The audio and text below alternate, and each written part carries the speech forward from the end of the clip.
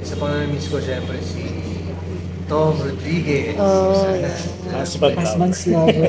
Husband's lover, syempre. How do you feel po na kapuso pa rin kayo hanggang ngayon? Happy and proud na kapuso pa rin. 20 years na akong kapuso. Hindi ko akalain na tatagal ako ng gano'n. First mong bigyan, pero Oo nga eh. Tapos, may possible kaya na ma-revive yun in the future. alam mo, iniisip ko yun ng isang araw eh. Sabi ko, maganda siyang ma-revive. Pero gusto ko, yung role ko naman, ako naman yung hapon na, Ah, diba? Pwede rin eh. So yun yung iniisip ko. Posible. Yan. Tapos yung pinaka-favorite ko pong teleserye na gawa mo ay Super Twins. Talaga? Yes. Jeneline Mercado. Jeneline Mercado. Nadine Samonte. Grabe, tagal na nun. Opo. Yun po yung rason kung ba't po ako naging bakla. Talaga. Sa ulo ko pa yung chan. Yung yung chat, no? Oo, sa kapangyari. Ako nagturo ng mga bata. Nangyari, ako naalala ko. Sino yung pinaka-namimiss yung naka-partner sa teleserye? Nakakamiss ko. That time was Marian, that's Super Twins. Si Marian, hindi din. Simula pa lang siya lang. Kasi sa mga unang shows niya doon. Yun, nakakamiss din. Siyempre, isa pang na-miss ko siyempre si Tom Rodriguez. Oh, Sana. Husband's lover. Husband's lover, siyempre, nakakamiss din. Kasi sa mga 10 years ago po na. memorable shows, bilis, no? 2013. 10 years ago na pala yun. sumikat po talaga yon, sobra. Oo nga eh. Makakalain, no? Minsan, Opo. magulat ka na lang sa mga ginagawa namin trabaho. Kaya na lang, ina-expect yung pagmamahal na at support na binibigay ng mga tao. Kaya, saya lang ng feeling. Kayo yun eh. Kaya, salamat kayo.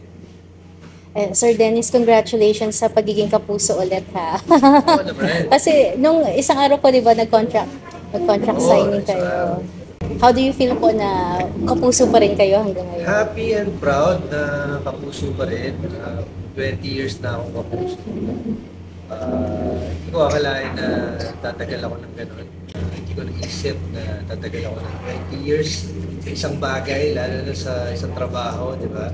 Pero dahil siguro sobrang minahal ko yung trabaho na to, at minahal din ako ng mga katrabaho ko na nandito sa industriya, kaya siguro isa yun sa mga sikreto kung bakit nandito pa rin ako kami. Sir Dennis, ang dami niyo ng roles na ginampanan na sa teleserye dito sa GMA. May role pa kayo na pinapangarap niyo pa? Madami pa. Parang endless yung mga pwede mong gawin. Gusto ko naman masubukan sa susunod. Kontrabida naman. Gusto ko yung talagang kaiinisan na kontrabida. So, para sa akin siguro magiging challenge yun, pero para may iba naman, gusto ko masubukan yun sa isang project. Paano po kayo syempre po kasi 'di ba from yung pinakasikat niyo talaga yung MCI talaga, as in tumatak talaga. Then nag-Love Before Sunrise. Ano naman po yung pagkakaiba sa preparation niyo doon? Mas maraming research sa Panaklara at Ibarra. Of course, syempre, kailangan mong balikan yung mga pinag-aralan nyo, yung high school.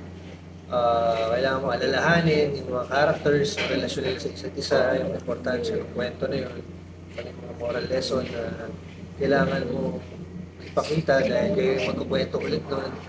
So, yun lang, mas challenging lang yun doon sa isang point na yun. Kasi kailangan mong alamin talaga ulit. Marami na kailangan tandaan. Dito naman sa Love Before Sunrise, syempre mas moderno naman yung atake, yung pananalita, mas modern, pananamit, kilos, at yung mga interactions din sa ibang characters. So, yun, masaya ako na iba-iba yung mga projects na nagagawa ko. Para sa akin, kung 20 years ka na sa industriya, kailangan mo talaga iba-ibahin palagi Yes. yung mga proyekto na pinipili mo para rin sa growth mo bilang artista, bilang entertainer. Sabi nga po ni nung isang boss po sa GMA dun sa 24 oras, sila na nga daw po yung nahihirapan na bigyan kayo ng role. Oo, Kasi, nandun ako, nag-interview siya, si Miss Lilibet. Yan, lagi niya rin sinasabi sa akin yun, dahil pati sila na-challenge sa mga projects na ipoproduce nila para hanapan ako ng role para doon. Na nakakatuwa naman dahil ramdam ko talaga yung halaga ko sa kanila, yung pagmamahal nila na talaga almost unconditional dahil talagang simula noon pa lang, simula ako talagang hindi sila natakot na magtiwala, na mag-invest, na paubaya sa amin yung mga ganitong klaseng malalaking proyekto, di ba? do you see yourself po ba na parang si Dingdong Dantes na mag-host din ng game show in the future? Hindi naman siguro yung posible, pero hindi ko lang alam. Hindi ko alam kung magiging magaling ako doon dahil si Dingdong talagang forte niyo, napakagaling niya host. Hindi ko alam kung kaya kong gawin yung mga ginagawa niya doon. Spontaneous at witty palagi. Pero po hindi pa po kayo nag-guest po no, sa Hindi Family pa, Feud? pero baka malapit na. Oy, abangan namin yan. I'll see kayo na guys. Like a project with Jenny. Ah, yes, Oo yes, naman, oo yes. Madaming nag-aabang din. Yes. Oo nga eh. Ngayon lang masyado kaming abala sa pag-aalaga sa baby namin dahil ngayon gusto namin, nandun kami sa each step ng paglaki niya. Tapos, ngayon, hindi kami masyadong nagsasabay magtrabaho. As much as possible, alternate. Ngayon niya, every other day. So, ako yung baby siya sa bahay. So, yun yung iniiwasan namin. Pero siguro, pag okay na lahat, hindi na kailangan masyado ng oras para mag-alaga. Siguro, makakagawa rin kami. Dahil gusto rin namin yun. Yes. Abangan namin yan. And Sir Dennis, seems like parang let's say 2 decades or 20 years na rin, how does it feel na makatrabaho muli si Bea Alonzo? Ayun, isa rin yung napaka magical nga yung dating sa akin eh. Kasi talagang nagsimula kami ng sabay eh.